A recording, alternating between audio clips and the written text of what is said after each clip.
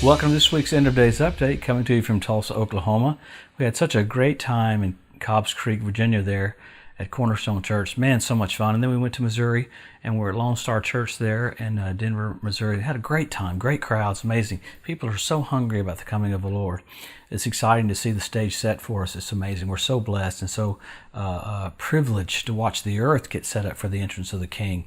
So with our update, we're looking every week at all the things that point to the coming of the Lord, specifically the Ezekiel 38 war, because the rapture of the church is signless, but the second coming has tons of signs. So we're trying to look at kind of the stage being set for the Ezekiel 38 war, and it shows us how close we are.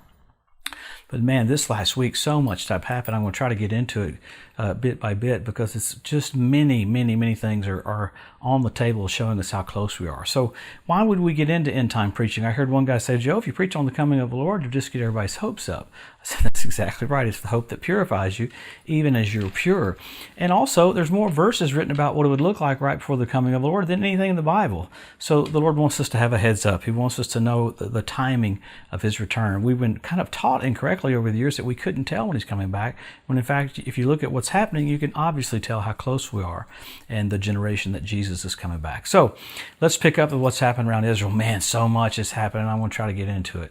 Israel did another airstrike right in Damascus, took out an Iranian missile depot. You had Iranian troops get killed there.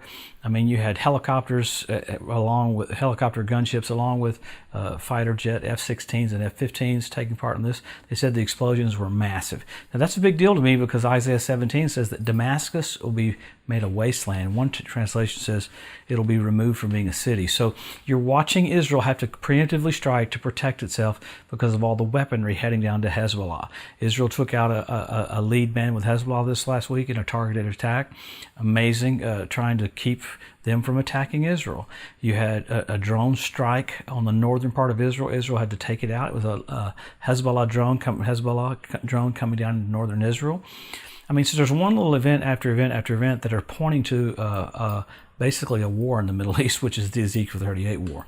But man, probably the craziest thing, and we'll do our best to get into all of it. We talked a little bit last week about China and Iran forming that agreement.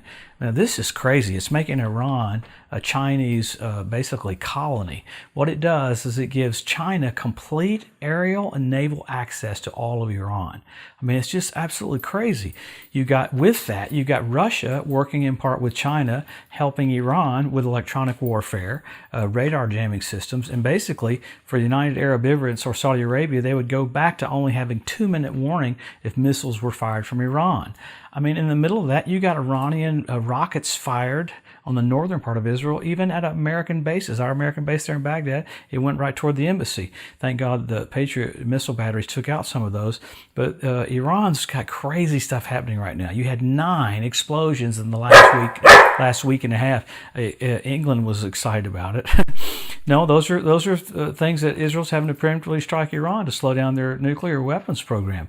So in the midst of that, you have 7 ships on fire right off of Bushehr in Iran. So you got ships on fire. You had another power plant blow up the last couple of days. Iran keeps saying it's just internal problems, where they're basically being sabotaged to slow down the nuclear attack on Israel. So it is interesting to watch the buildup of that, knowing Israel is going to have to do something, and watch it systematically do one thing after another. Why is that a big deal? Because the Ezekiel 38 war, Russia with Iran comes down on Israel, and God protects Israel. But that happens during the tribulation, because in this dispensation, the Lord's not able to do that because the church has all authority. In the middle of that, you have Egypt launch aircraft over to Libya to basically fight against Turkey. Remember, we talked about how Turkey is set up in strategic places in 5 locations, basically ready for battle there as well. You have Chinese troops in the North China Sea, jets from China going into the North China Sea. This one's pretty amazing. You had a 50-mile wide swarm of ants in England. I mean, you've had locusts, you've had murderous hornets, you have a pandemic. I mean, it's just a bizarre thing. 50-mile wide thing of ants was so big it showed up on the radar. It looked like bad weather, and it was ants. So really bizarre things happening all over. You had the Mount Stromboli in Italy erupted. You had more earthquakes in Iceland. So you got all these things that the Bible says you'd see. These would be just like the pandemic, the coronavirus. These are contractions It's interesting. Jesus said that in Matthew 24. So you're seeing all of the setup. Now, so much more keeps going on with Iran and with Israel behind the scenes that it's hard to even cover all of it because it's so amazing what's happening. And that's not even talking about Judea and Samaria getting ready to be annexed, even though it doesn't need to be annexed because it already is Israel's. So you've seen some boycott, divestment, and sanction stuff come up about that because people are mad at Israel. The EU's mad at Israel. Man, they're barreling toward this. It was interesting hearing Jordan say we don't need a two-state solution. We need one state, and that would be the Jewish state. And the Palestinians would come, and Jordan would be their state. So there's a lot of maneuvering back and forth, literally getting ready for the setup for the Antichrist to bring the finalization of that. So we're so blessed. Jesus is about to come. Well, why do we get into this? It's because we see the finish line, you run faster, not slower. The whole thing is not an escape theology, it's a hustle theology. So let's always go to the Word and let's look at what the Bible says, that what we can see that's very precise, concise, and easy to understand. Number one, Israel made a nation, regathered in our lifetime. Jerusalem won back. Wow, Jesus said the generation that sees those two events will not pass away till all is fulfilled. We go into it every week. You have those two main ones, but then you got the Hebrew language restored. You got the Ethiopian Jews brought back. You got the fertility of the land of Israel. Oh, this is one I forgot a while ago, too. You have Israeli citizens making showbread for the third temple when it's rebuilt. They're making it right now. So you have the Temple Mount Institute that's ready to have sacrifices. You got the fertility of the land of Israel. You have the revival of the Roman Empire. I mean, it's crazy to have everything the Bible said you'd see is already happened. Not waiting to happen, it's already happened. The only thing's left is basically the tribulation period. We know we have a harvest. We have double of what the book of Acts says, but the biggest harvest actually happens during the tribulation. The Bible calls it innumerable. It can number a 200 million man army, but it can't number the amount that will get saved during that 7-year period. So that's a lot of people. When you get the percentage at the second coming in Matthew 24, one's taken and one's left. That's not the rapture, that's at the second coming. The wicked are taken off the earth so that the millennial reign starts out with all righteousness. So we have all these things happening. You got 172 different species of predatory birds. You have foxes show up on the Temple Mount. You have the ritual baths fill up with water around the temple. You had Rabbi Yitzhak Kaduri prophesy that right before the coming of the Lord, Israel will be ruled by two Benjamins. Absolutely amazing. That happened 4 weeks ago. So then now you got all those signs. Men will be lovers themselves with selfie sticks. Aerosmith, Steven Tyler got saved. Hey, there's a lot happening. Jesus is about to come back.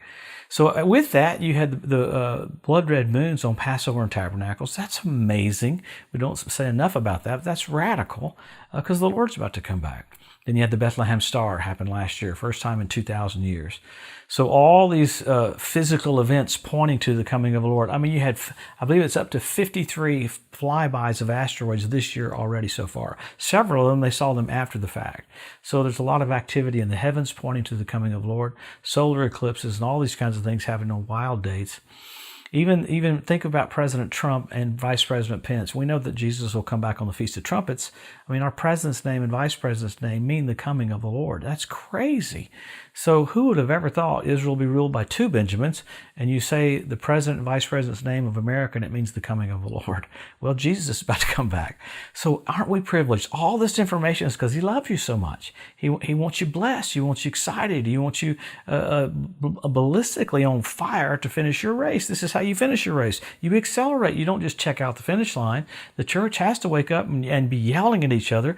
Paul said you got to comfort one another. The word comfort, there's the word exhort, call nearer to God. Why? This is it. Jesus is about to come back. How privileged are we to all of a sudden go from faith to sight and see those eyes as a flame of fire, feet like unto fine brass, voice of many waters, the shepherd and bishop of our souls, the firstborn from the dead, the brightness of the glory of God. That's Jesus, our King. Wow, we're going to see him so soon. Man, I'm going to try to assimilate everything for next week that happened all around Israel. So many things over and over and over. Many things behind the scenes that are pushing for what's just about to happen, and that is the entrance of the King. What do? Help your local church, help your local pastor. Let's be engaged, and let's see this finish line and accelerate. Have a blessed, awesome week. We'll see you next Wednesday.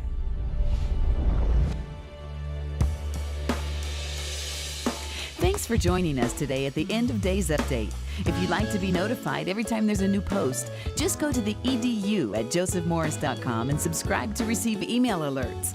If these posts and updates have been a blessing to you, please consider making a one-time donation to help get the message out, or even becoming a monthly partner with Joseph Morris Ministries. Thanks again for tuning in to the EDU, and we'll see you next week. One love to overshadow.